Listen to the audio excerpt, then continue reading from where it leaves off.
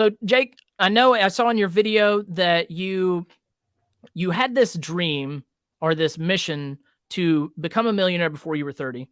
And you said, it's not done there. I wasn't finished. I was only simply beginning.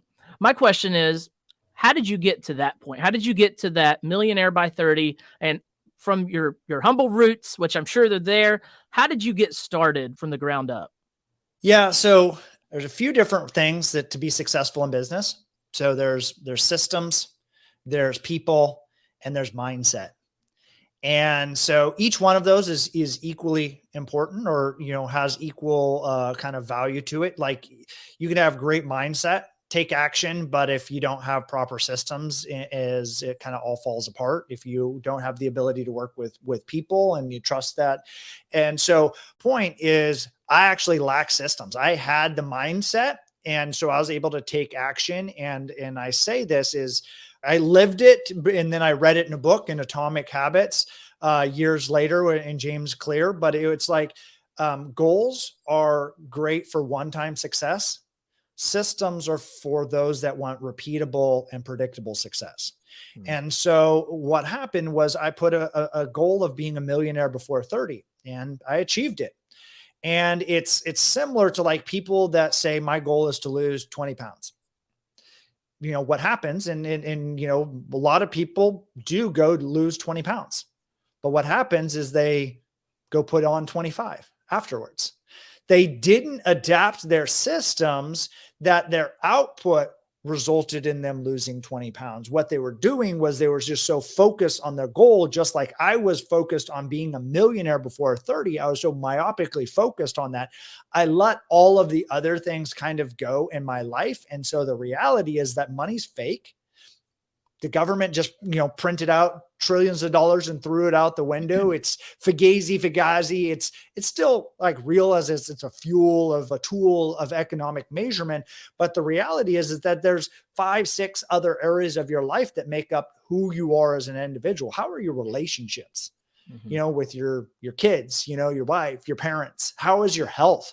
Because I'm a terrible investor or husband or, father, or any of those things if I'm dead.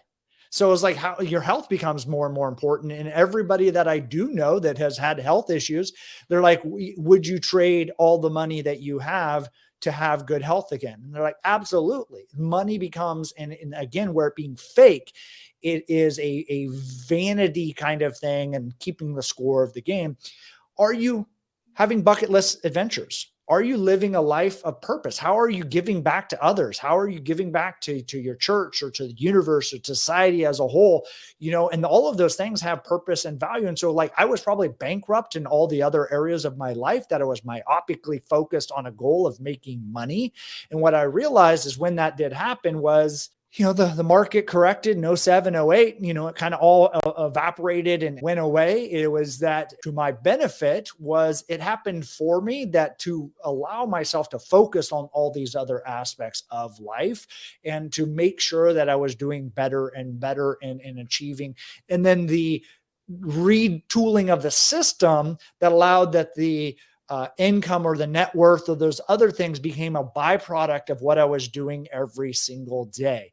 And so to me, I have enough kind of passive income, like I could just quit, not work anymore. And my wife sometimes would be like, why do you still work? Why do you do? Like, but part of it is who I am, is like, I have to do this. I believe that everybody has to do work.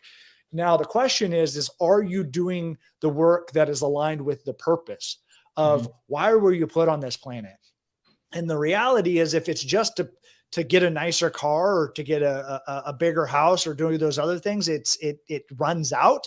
But when you actually look and you're leaning into your purpose and using that into the service of other people, is when you unlock this unlimited happiness, when you unlock the ability, because it's not about the money, it's about serving others. And that has an exponential return. And so like, when people come back and say, hey, I loved your book, it helped change, my mindset, and it's going to make a difference for my kids' lives.